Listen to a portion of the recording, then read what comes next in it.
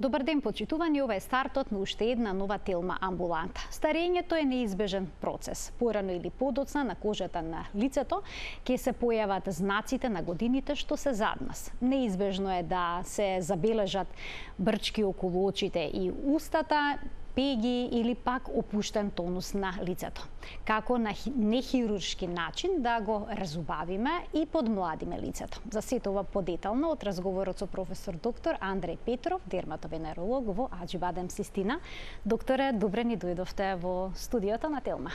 Благодарам на поканата, добро ден. Во последно време се повеќе се зборува за хемискиот пилинг кој што го постигна врвот во светот на убавината. Па која е разликата помеѓу хемиски пилинг и оној обичен пилинг што го употребуваме секојдневно во домовите? Разликата е, значи, едното и другото. Хемискиот пилинг всушност, вака за гледачите, за вашите гледачи мало да објаснува, тоа е на некој начин хемиско одлепување или одлуштување на кожата, ексфолијација ние го нарекуваме, хемиска ексфолијација на кожата. Разликата во однос на она што може да се употребува во домашни услови е што тие во домашни услови се многу слаби пилинзи или light pill ги викаме ние. Неагресивни? Неагресивни, кај што заради природата на процесот практично се користат за освежување на лицето и така, да малку да се тргнат тие нечистоти од лицето, остатоци од епителни клетки на површината, бактерии, да собрани наталожен кератин и така натаму, и тоа може да се постигне со овој тип на благи пилинзи кои можат и во домашни услови, кои ги прават и во козметички салони некаде, кои може да се прават некаде и во дерматолошки ординации, кај умерените, кај длабоките пилинзи. Всушност се прави одлепување на кожата многу подлабоко отколку отстранување само на овие површни. Колку слоеви од кожата може да се отстранат на ваков начин? Тоа може да е многу агресивно, тоа може да дојде дури до дермот, до вториот слој на кожата и да практично се појават оние знаци на крварење, бидејќи во најповршниот слој на кожата, во епидермисот, нема крвни садови. И заради тоа сите процедури во овој слој, кои се во рамките на овој слој, не доведуваат до некои манифестни знаци кои се појавуваат на површината на кожата во вид на крварење. Ама таму кај што има оние длабоки пилинзи, кај што цели парчиња, партали од кожата се појавуваат, каде што целото лице е потоа црвено, како попарено од врела вода, тоа се процедури кои се одвиваат во болница, кои се нормални.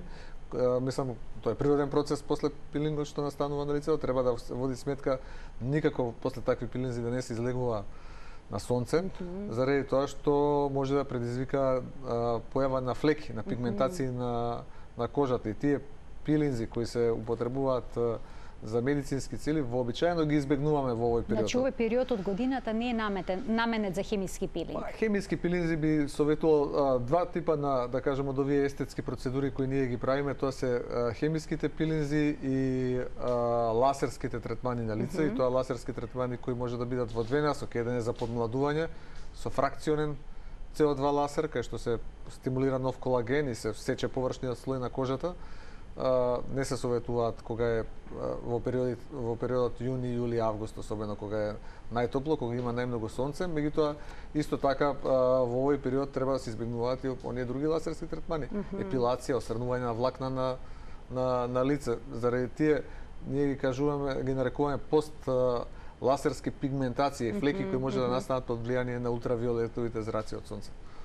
Докторе, а обичните пилинзи можеме да ги применуваме? Може да се применуваат, меѓутоа и таму советувам да, бидејќи тие често пати сите тие овошни киселини и така натаму што се ставаат во делот тие, да кажем, препарати готови за употреба кои се за домашна употреба, ги советувам навечер да се прават, не во текот на денот, заради тоа што ако се изложите, ако тоа го направите во утринските часови и се изложите потоа на дејство на ултравиолетово зрачење, гледаме денес, слушав кај вас малку пред тоа, временската прогноза 9 е ултравиолетовиот индекс, така да мислам дека е тоа нешто што можеме да се воздржиме во овој период. Има алтернативни работи кои може да се прават сега во овој период. А кому препорачувате хемиски пилинг и за кои состови? Бидејќи сега е летен период, многу од нас се соочуваат со хиперпигментација на кожата, темни флеки на лицето, може да ги отстраниме на овој начин? Може, има различни пилинзи. Се зависи што сакате да постигнете. Може да се отстрануваат флеки на лицето, може да се отстрануваат, да кажам, флеки од акни, трагови од акни. Може да се делува на масна кожа на лицето. Може да се делува на сува кожа на лицето.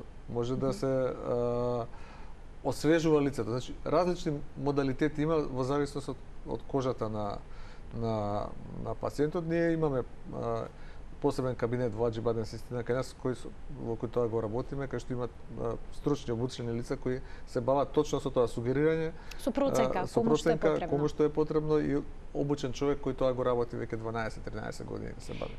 Има одредени хемиски пилинзи кај кои што нема видливо лупење на кожата. Ефикасни ли се? Ефикасни се. Јас ги особено мислам дека се добри за оние пациентки, бидејќи повеќето се дами кои тоа го користат, кои во денешното време на зафатеност и потребата да се биде секој ден на работа, не им оставаат некои значителни видливи трагови на лицето, што е сепак добро, затоа што ако направиме длабок или може недела дена пациентот да треба да седи дома. Бидејќи кожата се лупи. Кожата се лупи, тоа е една драматична слика. Тоа е поагресивно дури од лазерски третман и затоа тие благи површни пилинзи може да се прават. Тоа е нешто што е ефикасно, нешто што е во секој случај ја освежува, ја хидрира кожата, ги отстранува овие површни изумрени клетки, бактерии од површината на кожата и на некој начин му дава на индивидуата и дава едно чувство на пријатност. А доколку направиме длабок хемиски пилинг, дали тоа ќе стимулира излачување на нов колаген? Бидејќи нели повредата на кожата доведува до создавање на колаген. Да, тоа е еден од механизмите, меѓутоа во овој период тоа може да се постигне, да речеме, ако не правиме длабок хемиски пилинг или не правиме лазер, фракционен јаглерод диоксид лазер заради сонцето, може да се прави, да речеме, стимулација со игла, така наречената needle третман, значи тоа е како ролерче со иглички. Тоа е како едно пенкало со игли, кое како штампач го штампа лицето 12 до 15 пати практично секоја од тие зони треба да се помине и на тој начин се стимулира нов колаген. Значи тоа е една практично механичка стимулација со мали повреди на кожата кои се штелуваат во одредена длабочина. Ако се работи на лице, нормално дека ќе гледаме да тоа биде некаде 0,2-0,5, зависно од пациентот, зависно од типот на кожата. Меѓутоа, ако направите, да речеме, ние го користиме често и за скалп, кај андрогена алопеција, тогаш ако го направите со 0,5 или со 1 може да предизвикате поголеми крварења заради тоа што кожата на скалпот горе е потенка од кожата на лицето. Кожата на лицето заедно со рацете и така натаму е место каде што има подебел слој на епидерм заради надворешното влијание, значи како се бранело лицето од влијанието на сонце, на ветар и така натаму, кожата станала поотпорна. Значи често пати тоа пациентите не го знаат, кожата на лицето е една од најотпорните заради тоа што е изложена многу на надворешни влијанија. Колку често треба да се прават хемиски пилинзи за да бидат видливи ефектите? Па има различни, мислам, може ли од еден хемиски пилинг да го добиеме посакуваниот резултат? Обично може, меѓутоа тоа е минимално, обично тоа е се пакети процедури од неколку третмани кои се прават кај нас, кои се прават на одредено растојание, не може да веднаш едно после друго да се направи, значи мора да помине минимум зависно од типот недела дена, па да се повтори, па уште еднаш да се повтори и така натаму, за да се добие еден навистина добар ефект на кожата. А може ли да го прават сите? Што е со оние кои што имаат моментно воспаление на акни, да речеме, на лицето? Дали кај нив решение е хемискиот пилинг? Јас не го советувам. Секаде кај што има воспаление на лицето, има луѓе кои се решаваат, има дури и некои кои го препорачуваат, меѓутоа спрема мене тоа е повеќе маркетиншки ориентиран пристап и не е нешто што е медицински индицирано и би требало да се сочека секогаш прво воспалението да се смири, секогаш кога има воспаление на лицето прво да се смири, па потоа да се прави она што ќе се прави, бидејќи на воспалено лице, ако вие го влезете во манипулација, го тортурирате лицето со дополнителен зафат, шансите да направите некаков проблем се многу поголеми. Професоре, сега ќе ни разрешите две вистини или заблуди, дилеми поврзани со хемискиот пилинг. Да ја погледнеме првата, која што гласи: хемискиот пилинг може да ја изгори кожата и да создаде лузни.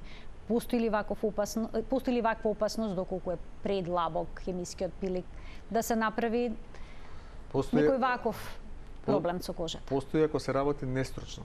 Значи, ако се остави... треба се внимава каде се прави хемиски пилинг. Длабоките хемиски пилинзи не смеат да ги прават бидејќи во козметичките салони често пати професори нудат козметичарите. Длабок хемиски пилинг е нешто што во многу земји кај што се тие работи регулирани со закон, не смее да се прави. Значи може да се прави само во ординација. Не може да го правите во козметички салон. Зашто? Зашто ако го оставите предолго реагенсот, значи не знам, трихлороцетна киселина или нешто друго со голема концентрација, со голема разорна мок, нормално дека може да ја оштети кожата, може да предизвика и појава на лузни во некоја екстремна варијанта, иако тоа ретко се случува, сега да не ги преплашиме гледачите, меѓутоа тоа е нешто што е можно. Така да си побараат консултација со стручно лице доколку се одлучат на ваков чекор, секако не во лето, како што споменавте. Јас советувам не во лето и длабок хемиски пилинг да го прави доктор. И тоа доктор што е лиценциран, што ќе им покаже сертификат дека тоа знае да го прави.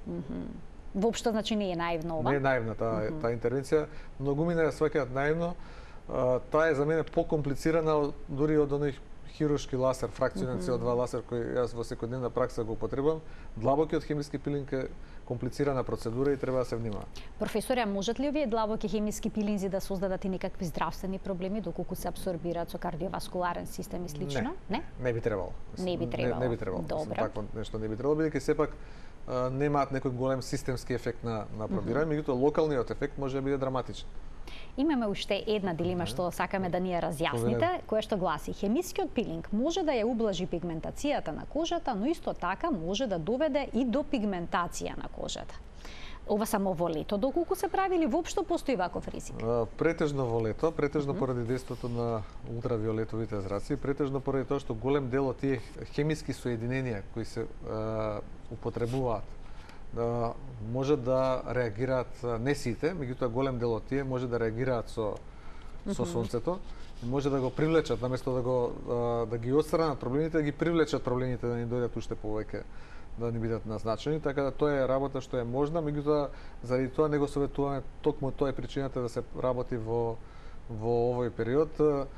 Често пати некои ми велат од колегите: да, ние го работиме, можеби можете да го работите во Шведска или во Норвешка. Така, не е волку силно сонцето. Облачно 50% од деновите нема сонце и лето, меѓутоа во Македонија, во Турција и во Грција да го правите летно време е лудост.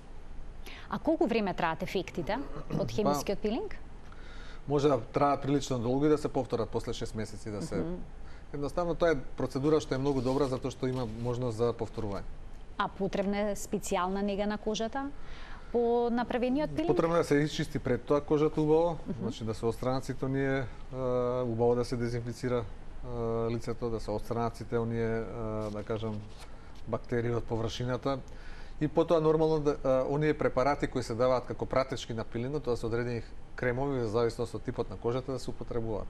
Ние да речеме, сега не можам да не споменувам имиња кои користиме еден американски бренд во нашата пракса, кој е многу добар за тие light to medium, значи благи до умерени пилинзи кои доаѓаат како готови пакувања, а за сите останати има посебни реагенси кои се прават.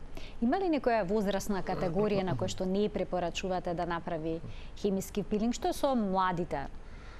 Под 18 години. Па кај младите може да се прават исто пилинзи, ама да речеме кај младите нема потреба да правиме пилинг за подмладување за остарена кожа. Пошто се деца во пубертет, тинеџери, ама можеме да направиме пилинг за акне. Можеме да направиме пилинг за масна кожа. Сето тоа се работи кои можеме да ги правиме. Да ги поканим и гледачите да се вклучат во денешната Телма амбуланта. Сигурна сум дека ќе имаат некое прашање на телефонскиот број 3076 677. Почитувани, ве очекуваме со ваше јавување. Од овој момент емисијата е контактна. Зборуваме за нехируршкото подмладување и разубавување на кожата на лицето. Кои се методи ви се достапни за да го постигнете тоа? Професор доктор Андре Петров, дерматовенеролог во Аџибадем Систина, е гостин во студиото на Телма. Професор, јас би сакала да ве прашам и во однос на ретинолот. Вела дека ретинолот е многу ефикасен кога станува збор за подмладувањето на кожата. Првото прашање ми е дали е тоа точно. Второто е, смее ли да се користи во лето?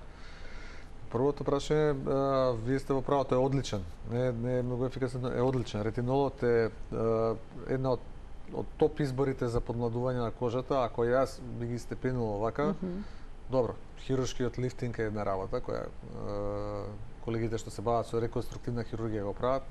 Втора работа е фракциониот CO2 ласер и овие процедури естетски кои ги правиме. Трета работа од локалните препарати, зборувам, која е најдобра за мене, тоа е тој локален витамин А, тој ретинолот е дериват на витамин А. Но не е витамин А. Но не е витамин А, не е витамин, мислам не е луѓето кога ќе кажете витамин нешто го чувствуваат дека е многу лесно нешто и безопасно. Тој е дериват на витамин А, кој е многу, да речеме, се користи во терапија на одредени дерматолошки болести и тука треба многу внимателно, пошто има и токсични ефекти, кај псориази, кај акни и така натаму, кај други болести, а локалниот препарат се користи и кај акни во терапијата, меѓутоа се користи и за подмладување, она што вие го кажувате. Има различни препарати, дури во козметичките препарати има дел процент на ретинол кој се става, мал процент. Доколку нанесуваме овој период од годината, навечер тоа да го правиме или само навечер? Само навечер? Генерално моја препорака е дури и зимно време само навечер да се става ретиноид. Често пати ние го даваме кај тој е најдобриот локален препарат за акни кој се употребува. Меѓутоа мојата препорака секогаш име на пациентите ставете го навечер пред да си легнете. Имаме гледач да му дадеме предност, а потоа ќе поставам уште неколку прашања во однос на ретинолот. Добар ден. Повелете. Ви благодарам. Сакам да го прашам докторо, дерматолого ми најде на лицево сабореја. Добра. И ми препорача крем еуцерин. Ама еуцеринот е некако скап крем за лицево. Па нешто да ми предложи. Така, што би можеле да нанесувате на лицето за овој ваш проблем? Ви благодарам за вклучувањето во денешната Телма амбуланта. Себорејата тоа е народски кажано зголемено мастење на кожата на лицето, ако е себореја. Често пати имаме проблем кога ќе видиме дека дел од пациентите практично се погрешно дијагностицирани, пациентите со сува кожа и со атопија, често пати кога ќе се појават промени само на лицето и на скалпот, по инерција им се пишува дека имаат себореја и кога ќе им дадете терапија за себореја, наместо да се подобрат, работите се влошуваат. Зошто ова го кажувам? Заради тоа што реално тешко е за очекување дека некој пациент ќе има што имал сува кожа, што имал знаци за атопија, наеднаш добива себороичен дерматит. Значи треба прво да се види дали е тоа. Ако е тоа, тогаш јас би ви советувал да користите Б-комплекс во што поголеми количини, 3 пати по една на ден е сосема доволно. Можете да користите навечер локални кремови од типот на кетоконазол, реконазол и така натаму кои се ставаат само на црвенилото. И можете да користите козметика, тоа што ви го препишале е козметика за тој тип на кожа. Се разбира дека не мора емолиенти, професор, се тоа? Тоа се различни типови на препарати кои се емолиенти, меѓутоа во смисла кај себореја се повеќе обезмастувачи, а кај атопијата се повеќе емолиенти навлажнувачи.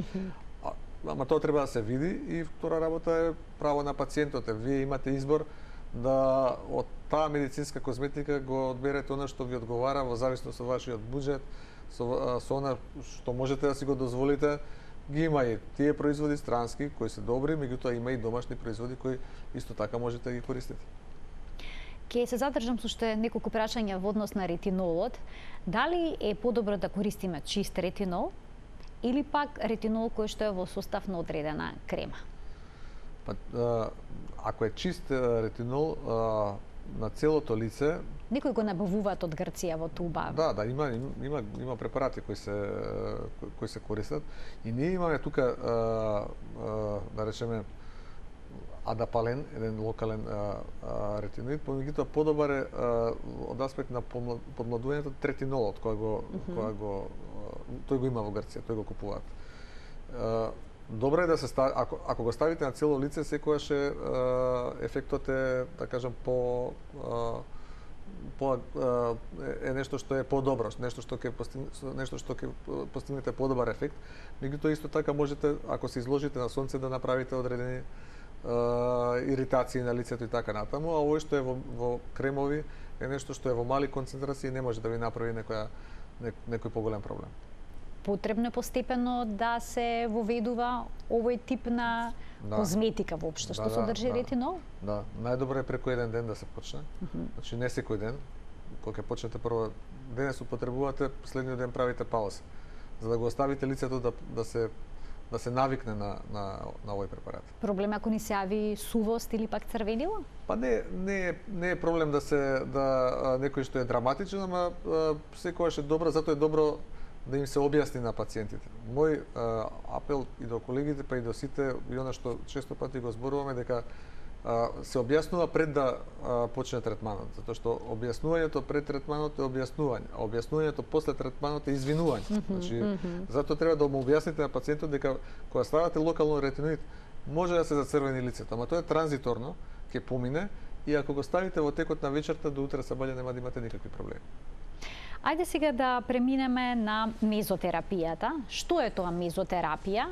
Дали таа се користи за подмладување на кожата или пак за нејзино разубавување?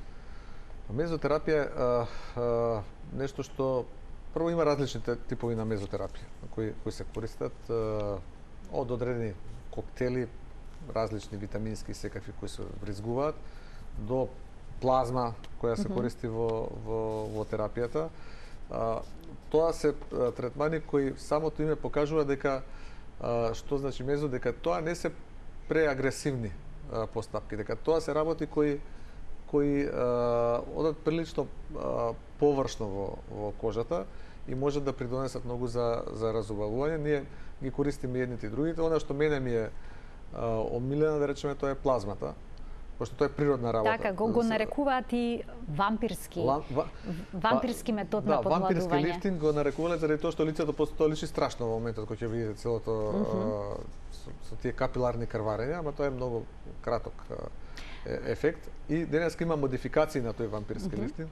Денес не користиме вообичаено боцкање со игла, која често пати знае да пукне некој капилар. Тоа е вие не можете секаде да го уочите секој најмал капилар на кожата на лицето на пациентот, меѓутоа некаде ќе го погодите некој капилар, пак има како мала модринка или крвен подлив. Заради тоа, она што ние го советуваме е да се тоа прави кога е вака летно време со ролер или со дермапен, значи кај што само на одредена длабочина на кожата доаѓаат тие игли, не може да направите подлабоко нека повреда. А зимно време, односно од десен, моја омилена комбинација е да се комбинира со фракциониот лазер, кај што за да влезе плазмата во кожата, пошто плазмата тоа е центрифугирана крв. Се вадат крвните клетки и се добива она бистра. Значи од секој пациент што доаѓа кај вас за мезотерапија, вадите крв. Се центрифугира и после 40 минути добивате тоа жолто чиста плазма, која значи не е црвена, жолто, бистра една течност која потоа се вризгува. Меѓутоа со овие модификации вие може да го искористите оние отвори кои ги правите со лазерот, кои практично ја штампаат кожата и на тој начин да низ тие микроотвори компјутерски направени на кожата ја нанесете плазмата, практично да ја излиете само на површината на кожата. За кои делови од лицето ова има најголем ефект? Има ефект на целото лице, не сме преагресивно да се оди под очите ако работите со игла. Меѓутоа има ефект на целото лице и може да е навистина многу добра метода. А вратот? Вратот исто така, бидејќи вратот е многу сензитивна е кожата таму и таму исто така има ефект на затегнување. Пациентите потоа го чувствуваат како затегнат, како многу по-обтегната кожата, многу по-младо им делува. Така да тоа е добра метода. И колку често треба да се практикува? Нема усогласени ставови. Тука некои го прават еднаш месечно, да речеме. 3 пати ние го правиме еднаш месечно или го правиме во варијанта еднаш на 6 месеци. Бидејќи имаме често пати пациенти кај нас во болница кои доаѓаат сезонски, да кажеме, од овие луѓе што работат, наши луѓе од Македонија кои работат во странство, па доаѓаат повремено да го тоа прават. Луѓе што може да си го дозволат тоа и што се тука, по мене идеално е 3 пати да се повтори на растојание од 1 месец. Скапе овој третман? Има, зависи што е, кај плазмата зависи дали се користи некој амплификатор на плазмата, некаде, значи, различно се движат цените, меѓутоа во суштина не е толку скап како лазерската терапија, значи не е нешто што е не знам, 1000 евра некоја сума. Не е нешто што не може да си го дозвола тоа нешто сака. Дозволи нешто сака, нека стотина и нешто евра. Третман кој мислам дека е за таа процедура која трае едно саат време е нешто што е вака во ред, што е на место. Кога зборуваме за мезотерапија, значи препорачувате да се прави со крвна плазма? Тоа е вашата препорака, бидејќи има и со некои витамински комплекси. Има, може да се прави со, може тоа исто се прави, меѓутоа денес е многу подобро да се прави тоа со природни составни делови на организмот, бидејќи тие тромбоцити од плазмата, во што е филозофијата, они имаат висока концентрација на фактор на раст, growth фактор, кој доведува да практично се подмладува целата кожа. Имаме уште една тука дилема за разрешување, овој пат за PRP методата, која што гласи: PRP методата може да се применува на кај сите возрасти. Значи ова PRP, само да појасниме, тоа се акроними од англиските зборови што значат плазма rich platelet, што значи плазма богата со тромбоцити. Тоа може да се применува. Кај сите? Може да се применува кај сите. Ние сме го правеле за одредени други состојби, дури и кај деца. Значи, да речеме, кај одредени типови на алопеција. Значи може и на скалпот да се примени. Тоа е една од да кажам, работите сега вака во Америка, која се користи, иако не е уште од FDA влезена во ние, да кажам, процедури стандардни? Па не, да, во стандардни процедури за кои има широк консензус. Не е А, не е Б препорака, меѓутоа PRP е веќе влезена во препораки кои може да се користат и тоа е добро. И всушност што придонесува плазмата, го стимулира? Го стимулира порастот на влакна. Ние многу ја користевме во оваа пост-ковид состојба, затоа што ковидот една од најчестите манифестации кои ги предизвикува на кожата, тоа е опаѓањето на косата. И за нешто што е транзиторно, нешто што е нанесено од токсичниот ефект на вирусот, добро е да дадете можност да го забрзате процесот на опоравок, а тоа плазмата го прави многу успешно, која е богата со тромбоцити, многу често го употребувавме и ефектите се многу добри. Неколку такви трудови имаме публикувано заедно со моите соработници и мислам дека се работи за една одлична метода.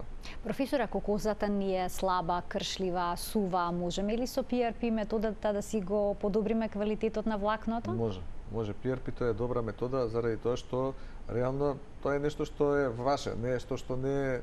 Често пати пациентите имаат страв кога внесуваме нешто во организмот, нешто што е синтетично произведено, фабрички. А ова е нешто што е дел од организмот, нешто што самиот човек практично го донира за самиот себе, за решавање на одреден проблем. А можеме ли да очекуваме од PRP методата лифтинг ефект, да ни се затегне кожата, да се подигнат образите, може, иако да се намалат брчките? Може, ама секогаш објаснувањето треба да биде честно, дека тоа не може да биде толку интензивно како хируршкиот лифтинг. И не е толку интензивно како што е фракциониот CO2 лазер кој се користи за таа намена. Меѓутоа, она што денеска често пати се употребува, значи во естетската медицина, тоа е така наречениот AC-лифт, комбинација од јаглеродиоксид лазер, комбинација од овие методи што ви ги спомнувате, комбинација со локални ретиноиди, со витамин С, кој исто така се користи многу за подмладување. Тоа е исто хит во новите препарати кои ги вадат овие големите концерни козметички фирми. Така да тоа се методи кои делуваат добро и не е нешто нова мудрост за нашите, да кажам, повозрастни, затоа што ние знаеме дека на времето, зборувам, кога ќе сте ги прашале старите, ќе видите некоја бабичка, се мачка со оние кори од портокал или со лимон. Тоа го видела од својата мајка, па таа од нејзината, тоа е едно некое искуство народно кое денес фармацевтските фирми го премедуваат, го употребуваат во готови препарати. А кога станува збор за препарати со витамин С, важно ли е витаминот С во колкава концентрација е во препаратот што го употребуваме, што го нанесуваме? Важно е во каква форма е, затоа што тој често пати знае да, значи ако вие само излиете витамин С, тој ако не може да пенетрира, да влезе во кожата, тогаш е тоа џабе. Исто така не треба да се прави денски, заради тоа што може да доведе до иритација на кожата, и летно време треба навечер да се прави. Само навечер. А во која форма најдобро го има? Како капки, како крем? Има во капки и како кремови, го има дури некои имаат најдобрата форма е кај што тој е заштитен во стабилна форма во едно темно шишенце, практично една капсула, која во моментот кога го отварате кремот, таа практично влегува внатре во кремот и се промешува, пенетрира внатре во препаратот, и на тој начин знаете дека не е нешто што долго време стоело на сонцето, па е изгубило својата важност. Треба да се користи, да се чува во простории кои немаат многу светлина, значи на температура кај што не е претопло, и на тој начин ќе има ефект. Особено меѓутоа да се употребува навечер. Дерморолер потоа треба да примениме и во домашни услови, бидејќи има секакви, има со некои камења. Може. Да, дермаролер може да се употребува, тој од него со тоа што да не бидат оние што сакаат сами тоа да го прават, да не бидат преагресивни, да не биде тоа душманско газење на лицето со дермаролер. На тој начин ќе направат поголеми оштетувања на кожата, кои ќе им треба време, подолго време ќе им треба за да заздрават. Обично тие се продаваат со одредена длабочина на иглите. Моја сугестија е за оние што го прават дома тоа да биде 0,25. 0,2, 0,3. Ова е добро да го запаметиме. До 0,5, не повеќе од тоа. Не повеќе. И не преагресивно, како што споменавте. Ќе пуштиме еден блок реклами, а потоа почитувани продолжуваме со разрешување на одредени дилеми поврзани со ботоксот, но и со оние дермални филери со кои што се добива подобар тонус на кожата на лицето. Останете на Телма.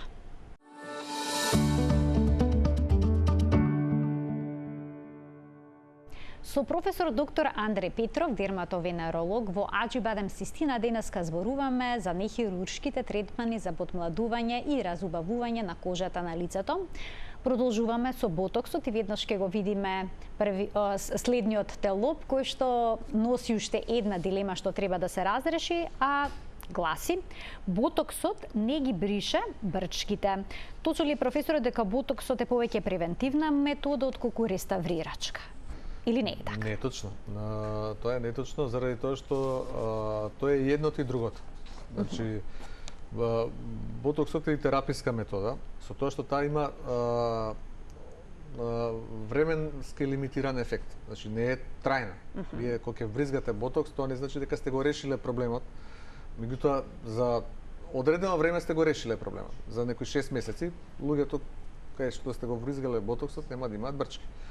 Ботоксот е одлична метода, една од моите најомилени методи, заради тоа што таа е една од најчистите, најбезбедни и најприродни методи. Се работи за ботулинум токсин, познат уште од времето, уште со историско значење во медицината. Се разбира, ова се прочистени препарати кај што се користат одредени негови компоненти. Може да биде токсичен за организмот? Не. Доколку навлезе во крвен сад и слично? Ботоксот, за разлика од филерите, и да навлезе во крвен сад нема да ви направи ништо. Значи, затоа ботоксот е многу безбеден за апликација. Тој ја има онаа компонента која вие изложите во прашањето, превентивна, и ставот на модерната естетска медицина е дека ботоксот што побрзо се почне, тоа е подобро. Што значи тоа? Кога да почнеме со користење ботокс? Тоа значи не пребрзо. Сега кај мене доаѓаат и девојчиња 20 и нешто години кои јас ги враќам. Нормално дека треба да се биде реален во очекувањата, меѓутоа некаде мислам дека спрема мене, иако има мои колеги кои мислат дека и порано треба, меѓутоа меѓу третата и четвртата деценија е вистинско време да се почне За да не се создадат. за да не се создадат брчките, да ја релаксира мускулатурата и на тој начин делува и превентивно. И денес е познато дека кумулативниот ефект на ботоксот е исто така значаен. Значи колку повеќе го употребувате, колку подолго го употребувате, толку е состојбата подобра. Се разбира, количински не смеете да претерате во моментот на апликација. Тоа е единствената рестрикција. Не можете наеднаш не знам колкава количина да бризгате, заради тоа што тоа би предизвикало некакви други несакани ефекти од аспект на мускулатурата на лицето. Доколку брчките се многу длабоки, ќе има ефект? Ќе има ефект доколку се брчките од динамичка контракција. Што значи тоа? Тоа значи дека се резултат на гестикулација на мускулатурата. Некои луѓе гестикулираат со тоа што се прават брчки на фронталниот мускул на челото. Обично кога го дигаат челото нагоре. Има луѓе кои кога се намуртени се прави овој глабела мускулат помеѓу очите што е носот, како вертикални бразди се прават. Помеѓу вегите. Секогаш ако е мускулот хоризонтален, браздите се вертикални. Ако мускулот вертикален, браздите се хоризонтални. И заради тоа ботоксот е една идеална метода која е во медицината и во дерматологијата и пластичната хирургија е практично револуционерна метода тогаш кога се појави, кога почна првите апликации во Америка пред 40 години. Тоа беше хит и до ден денес е хит и до ден денес е нешто што е навистина многу препорачувано. Треба да се прави како што треба човек што е верзиран да го прави, има правила како тоа се прави, не може да се прави кој како сака да го прави.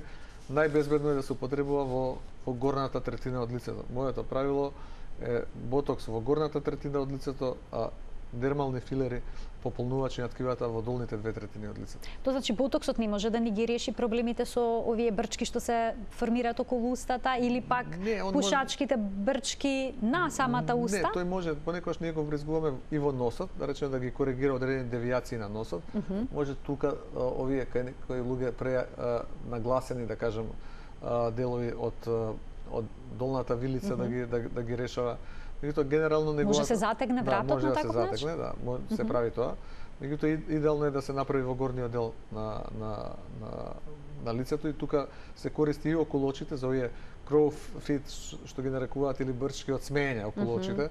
Кај луѓе што се смеат ги има, кај оние што не се смеат ги нема, така да тоа е нешто што исто така многу добро се користи, многу е ефикасно. Меѓутоа ботоксот не може да ги реши статичните брчки. Кои се статични брчки? Да речеме брчките што се направени од влијание на времето, од старење на кожата, ветар, брчките кај пушачи, оние мариобразди кои се јавуваат вертикално околу устата. Пушачки, тоа се работи кои ботоксот не може да ги реши. Имам тука уште две дилеми за разрешување. Првата, веќе потврдивте дека ботоксот не е трајно решение, треба да се повторува, претпоставувам зависи од препарат до препарат, некои траат подолго, некои пократко. Генерално сите траат, сега ќе слушнете се и се што, меѓутоа генерално за овие процедури на лице се 4 до 6 месеци. Ние ботокс го користиме, кога зборуваме ботокс, практично сме некоректни заради тоа што ботулинум токсин е она што се, а ботокс е само една од фирмите која да кажем го користи. Така. И тоа не е било која, тоа е една од првите што почнале американска, на Алерган се вика ботокс. Меѓутоа еднакво добри се и Диспорт од германски и другите кои ние двата ги употребуваме едниот и другиот, така да не може да се употребуваат слободно, треба да бидат сертифицирани квалитетни препарати, значи да бидат, има и други се разбира сега компании кои го произведуваат, и Мерци, и други фирми кои се јавуваат на пазарот, но она што е важно е да биде квалитетен и сертифициран. За некои ефекти како подпазови, да речеме, подолги се ефекти. А спречува потење? Да, за хиперхидроза, за потење под пазовите, тоа е број еден средство денес во медицината. Нема ништо подобро. Кому ставате? Секој што ќе се пожели дека малку повеќе се поти може да го примени? На секој може да се стави, особено оние луѓе што си имаат мака со претерано потење, па мајцата летно време многу непријатно да изгледа влажна во тој дел. Тоа се става. Не создава никаков проблем? Никаков проблем. Тоа е најбезбедната зона за апликација заради тоа што таму масното ткиво е многу длабоко, често пати луѓето се плашат да не повредиме некоја жлезда или нешто слично, нема никакви шанси. Не, нема. Нема никакви шанси да се нешто прави. Таму трае подолго, таму 9 месеци трае ефект. И ова е убаво да се знае, особено во летниот период, кога споменавте потењето е попотенцирано. Можеме да го погледнеме шестиот телоп, уште една дилема која што вели оние што користат ботокс имаат замрснат изглед на лицето. Да и не, ама како да ви кажам, ако тоа е направено аматерски, тогаш лицето ќе личи како пластик. Често пати има луѓе кои боцкаат само фронталните бразди, само челото, а не ја боцкаат глабелата, оние што се вертикални, тогаш добива челото еден аспект на шлем, на еден замрзнат изглед, и тоа не е добро, заради тоа треба да се направи плански. И може да ја изгубиме мимиката? Па не би требало ако се прави како што треба, и не е целта ботоксот, иако има пациенти различни, не е целта ботоксот да изгуби целата мимика на лицето. Целта е да се оние работи кои не треба да се видат, да не се видат, а остатокот, реакцијата со жив човек да ја видите, да видите дека тој човек има своји емоции, своји гестикулации. Се разбира, има луѓе кои претеруваат, има пациенти кои претеруваат. Така. Има некој кој сака уште и повеќе и повеќе и повеќе, и тука е до критичноста на докторот на одреден пациент да му кажете не може. Јас сум имал случаи кај што доаѓа пациентка каде што перфектно изгледа, вика супер докторе, може ли уште еднаш? Добро, таа чап обично правиме корекција мала после 2 недели, тоа може да се направи. И по 2 недели ви доаѓа уште еднаш, јас сакам уште ако може. Но не може. Ама ќе одам, одете каде сакате. Значи во медицината се прави она што треба, а не она што на некого му е желба да го направи. Можеме и со ботокс да ја промениме формата на вегите, да се крене можеме малку нагоре? да ги кренеме. Очните капаци? Може, значи може да се кренат, а може од нестручно работење да се спуштат, а понекогаш и од стручно работење се случуваат минимални, да кажам, дифузии во натре према мускулот. Така си има случајно на луѓе да им се спушти очниот капак. Тука има едни капки, и што тогаш? Има едни капки кои се ставаат и за 2-3 дена тоа се коригира, а инаку многу добра метода е може аголот на вејата да се крене со сосема мало инјектирање 1 до 2 единици ботулинум токсин, да се тој подигне и да личат поискосени очите, што е трендовски момент. Личи дека е поубаво. Спрема барем спрема она што ми го кажуваат пациентките кои доаѓаат, би сакале така да изгледат, а и вака од човечки аспект мислам дека е симпатично. Ајде сега да преминеме на дермалните филери. Што тие содржат? Има ли контрола на нашиот пазар што се аплицира?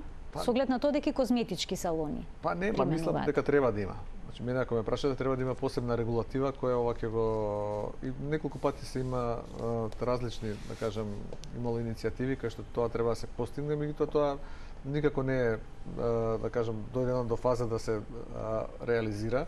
Има различни пополнувачи или филери. Значи тоа се полначи на ткивот или филери.